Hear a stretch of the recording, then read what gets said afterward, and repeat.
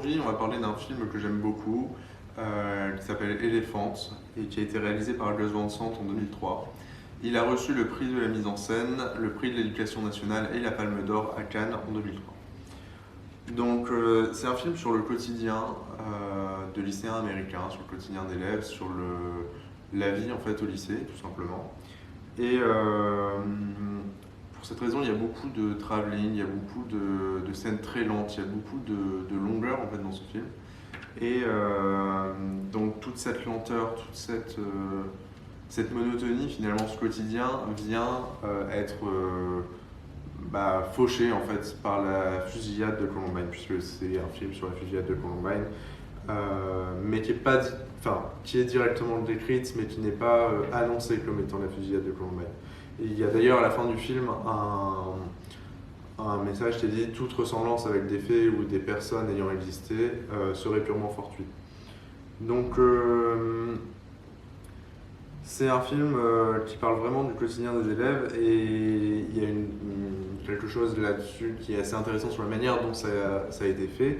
C'est que au départ, il y avait un scénario qui avait été créé, et ils s'étaient dit qu'ils allaient suivre une trame narrative très précise, donner des répliques précises, et en fait, ils se sont rendus compte que ça ne marchait pas du tout. Donc ils avaient une idée, globalement une ligne directrice du film, qui a été décidée donc, par le réalisateur, mais il y a eu beaucoup de rencontres avec les acteurs, beaucoup de discussions. La directrice de casting a été en fait très inspirée là-dedans, et donc dans un entretien, Gus Van Sant explique que elle arrivait à parler facilement aux jeunes et que les jeunes se confiaient facilement à elle. Et en fait, c'est les acteurs qui ont pris beaucoup d'éléments de leur vie pour mettre dans le film. Donc c'est vraiment un film sur le quotidien, et c'est un film aussi sur la déconstruction vraiment. On va le voir un petit peu plus tard par d'autres éléments, mais c'est un film qui est vraiment sur beaucoup de choses, on est vraiment sur le quotidien, sur la déconstruction. Donc on va regarder 3 scènes de ce film. Donc ça va être 3 scènes de cours, 3 scènes de classe, et 3 scènes dans lesquelles il y a la question de l'enseignement, dans lesquelles il y a la question de la place du professeur, qui rentrent en compte et en débat. Donc voilà. Voici la première scène. J'avais compris le contraire, c'est plus clair comme ça. Bonjour. Salut Acadia. Salut. Bonjour, comment tu vas? Bien? Bonjour. Donc, quelqu'un qui marche dans la rue et qui est homosexuel. Oui. Qu'est-ce que vous pensez de ça? Comment savoir? Et peut-on savoir? Bonne question. Ouais, exactement. Moi, je crois qu'on peut pas savoir. Moi, je crois que dans certains cas, on peut savoir. Et je crois qu'il y a des cas où les gens veulent qu'on sache. Qu'est-ce qui te fait penser que tu peux savoir? Que quelqu'un veut que tu saches? Si quelqu'un a du rose, les cheveux teints en rose, on peut... Attends, vous êtes d'accord avec lui? Ça existe. Je sais que ça existe. Vous êtes d'accord avec lui? Vas-y. Moi, je ne crois pas que porter du rose révèle forcément une orientation sexuelle. Non, mais... Il y a des tas d'hommes qui en portent. Ça se voit beaucoup, oui. Attendez, et les colliers arc-en-ciel? Quelqu'un qui porterait des vêtements arc-en-ciel, des bijoux arc-en-ciel, là Tout ce que vous en C'est pensez, pareil, allez-y, ça fait prenez la quelque chose. parole. Vous C'est êtes d'accord avec d'accord, ça existe. Est-ce que vous avez lu l'article sur les béliers homosexuels de l'Orient? Oh oui, voilà, ça c'est bon, ça c'est un bon sujet. Vas-y. Apparemment, les fermiers ont aucun moyen de savoir si les béliers sont homo ou pas. C'est vrai. Et ils veulent faire reproduire un bélier, et bon, ce qui se passe, c'est qu'il se passe rien. Et ça leur fait perdre plein d'argent, alors... Rien ne se passe. Les brebis attendent patiemment. Oui, il faut dire qu'un bélier, ça coûte dans les 10 000 $. Ils font des Beaucoup recherches. pour un seul bélier, je trouve, mais... C'est angoissant ça. Je veux dire, s'ils découvrent qu'il y a une cause à l'homosexualité, c'est un truc qui pourrait changer. C'est rien. C'est un truc qui pourrait opérer. Autour, il y a tout un contexte politique vachement lourd. Je crois pas que la question soit changer les gens ou non. La question c'était si on voit quelqu'un qui marche dans la rue, est-ce qu'on peut dire qu'il est homo? Moi je crois pas. Et puis déjà ça dépend de son état d'esprit. Ah bah Bon, oui. s'il porte un de ces bracelets arc-en-ciel, ce genre de truc, là bien sûr c'est évident. Par contre Je pense pas si... que ce soit si évident que ça. Non mais Enfin, si... porter un bracelet arc-en-ciel, ça veut pas forcément dire J'ai- que t'es homo. J'ai jamais vu quelqu'un qui était pas homo en porter. Bah Oh. si, moi... Non? Ça c'est Mais une pour preuve. moi, de toute façon, tout ça n'a absolument aucune espèce d'importance. Mais c'est vrai, tu portes un bracelet arc-en-ciel et t'es pas homo, ça n'a aucune importance. C'est vrai. À quelle heure vous revenez? C'est bon.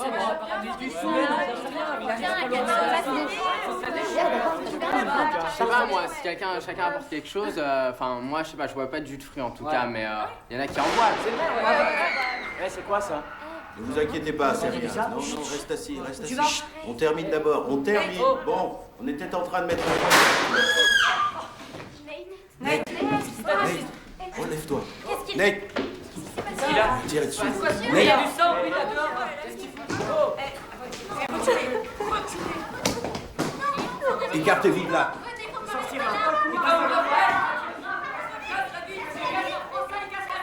Il est mort. Donc, dans cette première scène, on a une salle de classe, un groupe de parole plutôt qu'une salle de classe, puisque c'est vraiment. Il n'y a pas de table, tout le monde est en cercle. On a une caméra qui tourne pour montrer toutes les personnes, que les gens sont très différents, les élèves sont très différents. Et donc, on a un débat sur l'homosexualité. Et donc, chacun apporte ses arguments. Il y a d'abord des arguments qui sont assez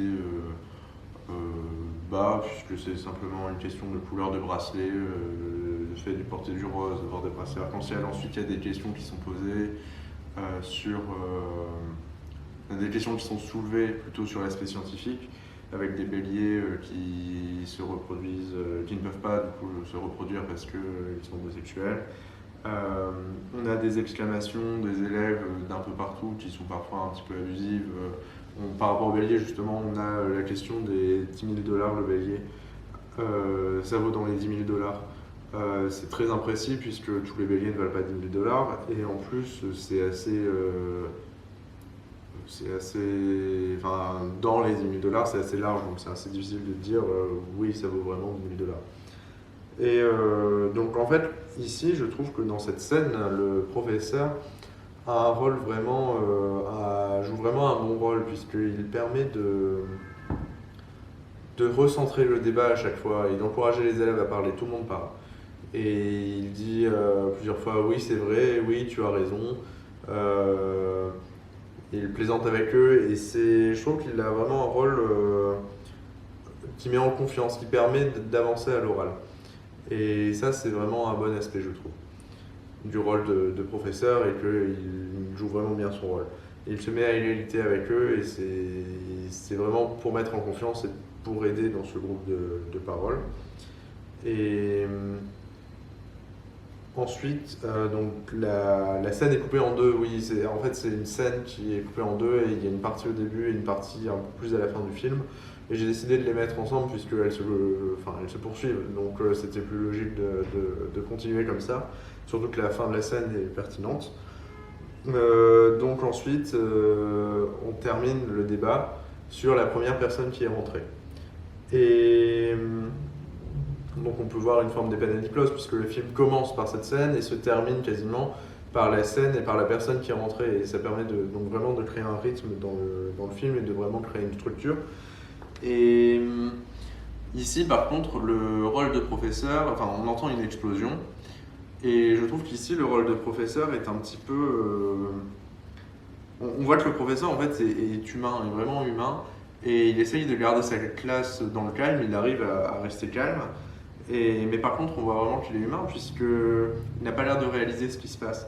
On entend une explosion, donc il dit ne vous inquiétez pas, restez assis. Et on termine d'abord, parce qu'ils arrivaient au bilan de leur débat. Donc on voit qu'il met d'abord son cours en avant par rapport au reste et qu'il était vraiment concentré dans son idée de bien faire son travail. Et donc il y a un élève qui va à la porte et qui se fait tirer dessus. Et donc là le prof n'a pas l'air de réaliser du tout puisqu'il dit « Nate, relève-toi » très calmement. Et ensuite il va le voir et il dit « On lui a tiré dessus ». Et donc il a l'air vraiment très calme et trop calme en fait. On voit vraiment qu'il est sous le choc et qu'il n'arrive pas à comprendre vraiment ce qui se passe. Mais il a des très bons réflexes puisqu'il dit écartez-vous par la fenêtre. Donc il pousse les élèves à s'enfuir très calmement. Mais on va voir après, on voit après dans le film que cette question est un petit peu... cette remarque est un petit peu nuancée parce que en fait il a laissé une élève toute seule dans la pièce, il s'est enfui aussi, mais il a laissé une élève qui était tétanisée à côté du cadavre toute seule. Et là on voit qu'il n'a pas très bien encadré. Mais je trouve que cette scène est très intéressante parce qu'elle montre le professeur non seulement dans l'exercice de ses fonctions, donc à pousser à la parole, à interagir avec eux. On voit que c'est un bon professeur puisqu'il laisse les élèves vraiment s'exprimer, il les encourage. Et il a l'air d'avoir un rôle très positif. Mais on voit aussi que le professeur est humain. Et que même si c'est lui qui a une fonction d'autorité, une fonction vraiment de cadrage, il reste humain et il reste avec ses émotions. Il est sous le choc, il essaye de fuir. Donc oui, cette scène est très intéressante parce qu'elle révèle du métier de professeur vraiment un métier humain. Les électrons sont projetés d'une orbitale à une autre orbitale. Ça produit quoi? C'est quoi la différence entre les orbitales? Eh bien, les orbitales diffèrent en énergie. Les orbitales qui sont situées dans l'espace qui entoure le noyau, celles qui sont les plus proches du noyau, dégagent peu d'énergie. Et celles qui sont plus éloignées dégagent plus d'énergie. Quand on introduit de l'énergie dans l'atome, ça projette ces électrons de plus en plus loin du noyau, et ça produit plus de... Oui. Quand on fait passer le courant dans le tube plein d'électrons, est-ce qu'une fois qu'ils sont chargés d'électricité, ils le restent ou est-ce qu'ils perdent leur énergie? Bonne question. Ce qu'ils font, c'est qu'ils se maintiennent dans cette atmosphère chargée d'énergie et ensuite ils retombent. Et quand ils retombent, ils émettent de la lumière.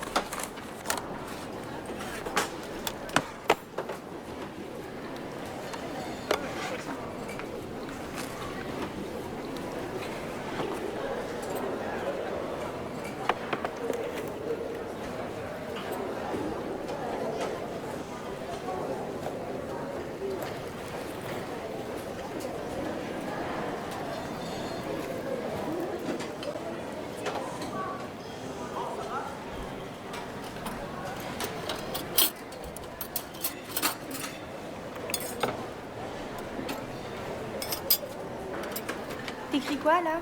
Oh, ça? Ouais. C'est mon plan. Ton plan pourquoi? Alors, tu verras.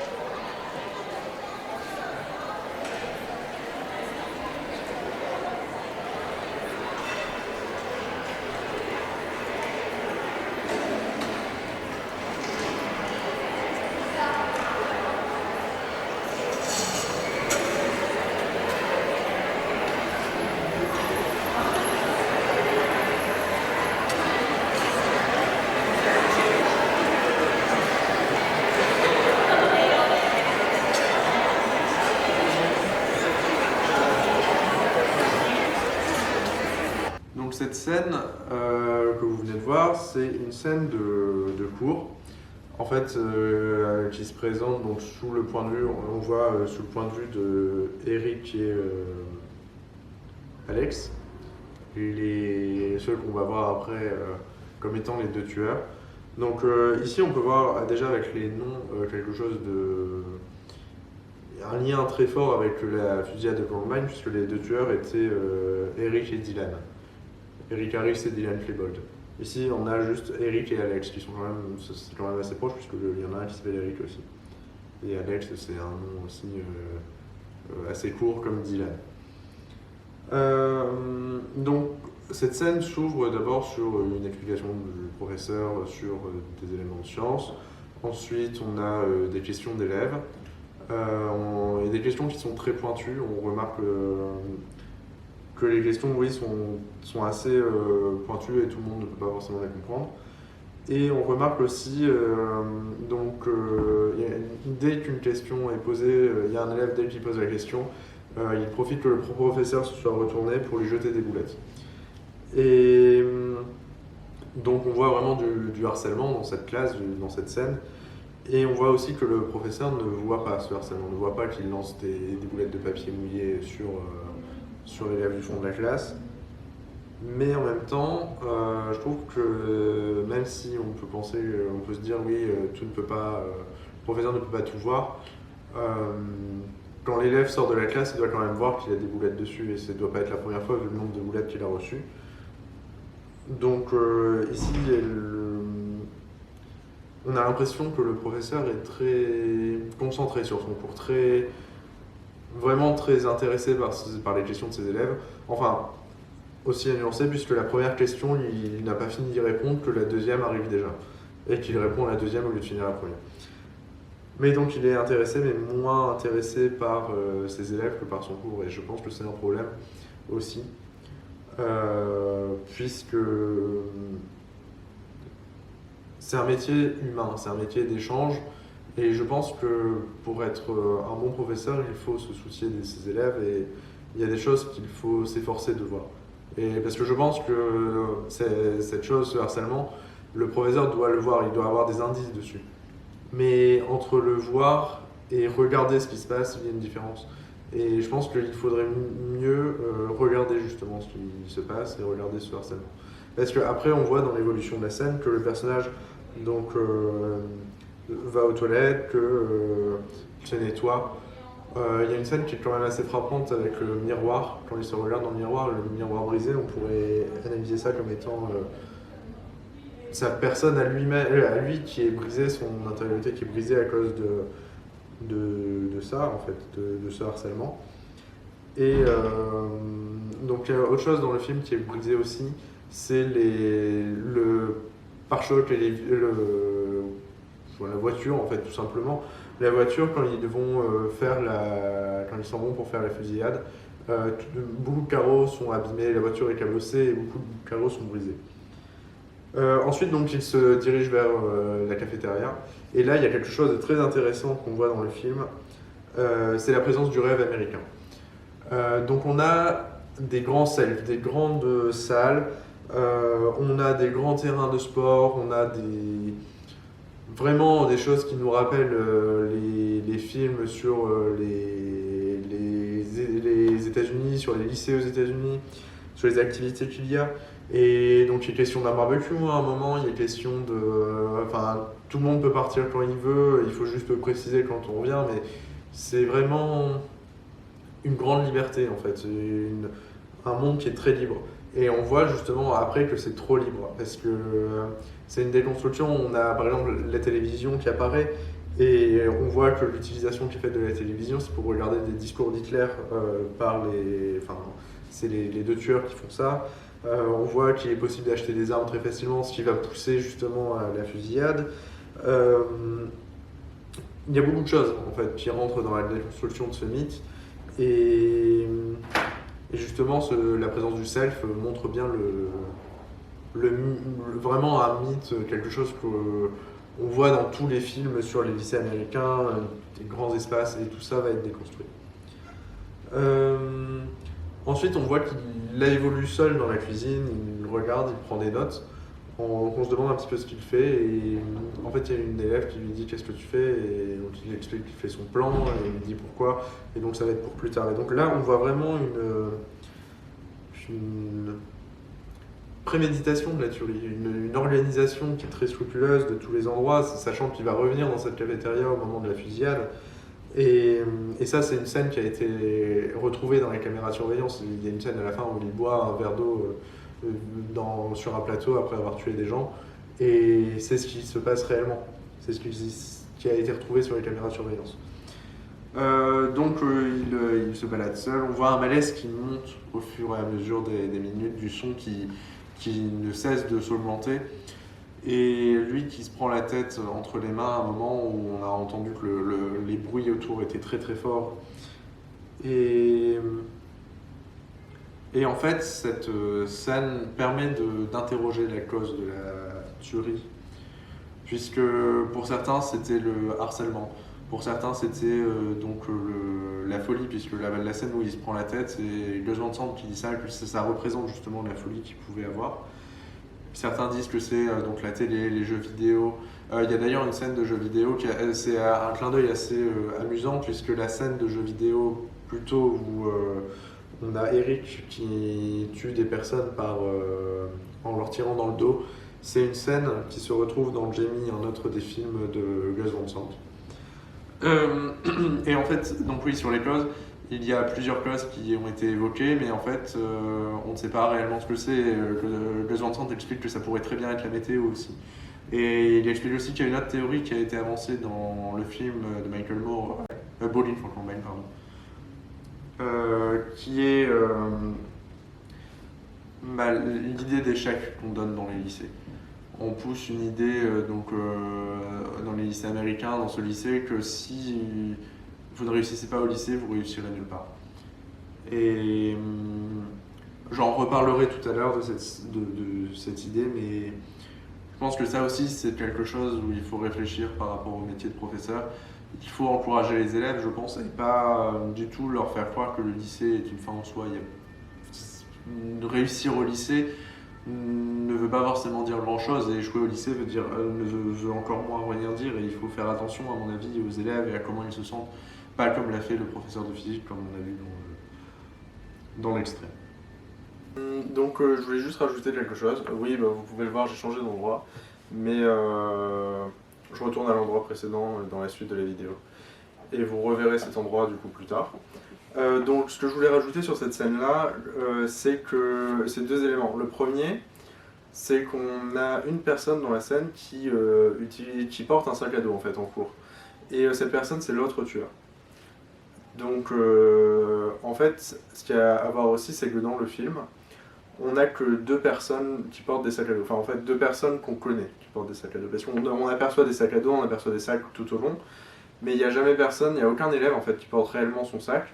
Et on voit, en fait c'est souvent flou, c'est souvent dans le fond qu'on voit, qu'on aperçoit un sac à dos, et en fait le sac, je pense que ça représente le danger. Et c'est parce que c'est le sac des armes, c'est le sac qu'utilisent les tueurs pour justement tuer. Et donc ce sac représente vraiment le danger. Et dans cette scène de harcèlement, on voit que le harcèlement est directement lié avec le danger qu'il va y avoir sur les autres élèves. Et voilà, donc c'était la première chose dont je voulais vous parler. Dès qu'on croise un sac à dos, il y a une sorte d'angoisse qui monte. Parce qu'on se demande si c'est vraiment des élèves ou si c'est des tueurs, même qui sont aussi des élèves. Et ensuite, je voulais parler de ce qu'écrivait Alex donc dans son cahier. Parce que les autres écrivent leurs cours, écrivent des calculs, écrivent des formules, mais Alex, lui, il n'écrit pas tout ça, il est en train de dessiner. Donc ça montre un décrochage, puisqu'il ne suit pas le cours, il ne pose pas de questions, et il est vraiment en décrochage, et il est en train de dessiner, de faire passer le temps pendant le cours, pendant qu'on lui jette des boulettes dessus.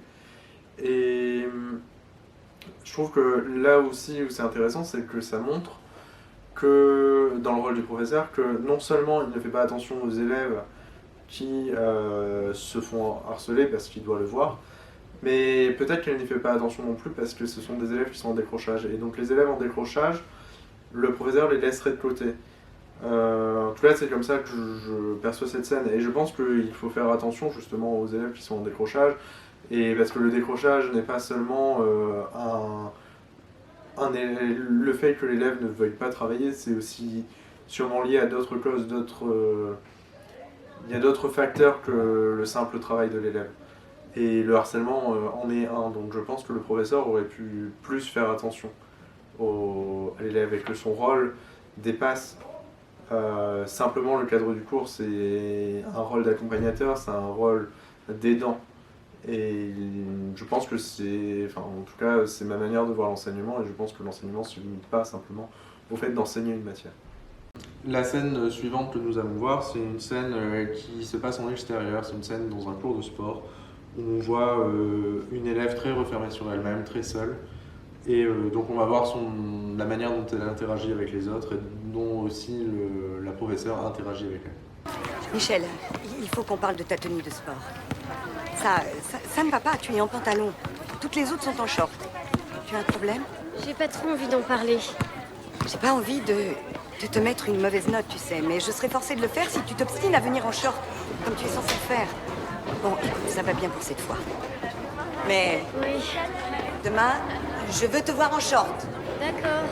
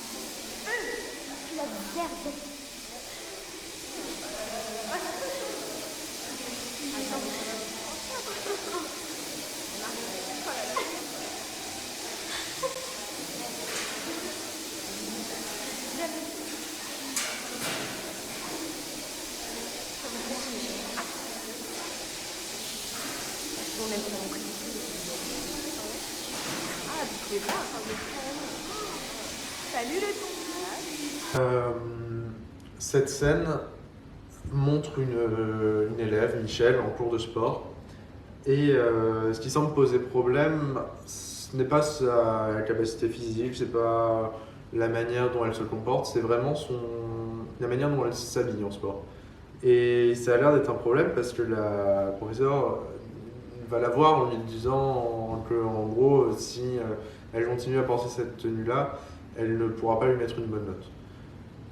Donc je trouve que cette scène est assez aussi marquante parce que elle montre l'image que doivent avoir les élèves. Et ça aussi, c'est quelque chose qu'on imagine aussi, une sorte des mythes des lycées américains où on imagine les élèves comme étant sportifs, comme beaucoup de sportifs et comme chacun ayant une caractéristique.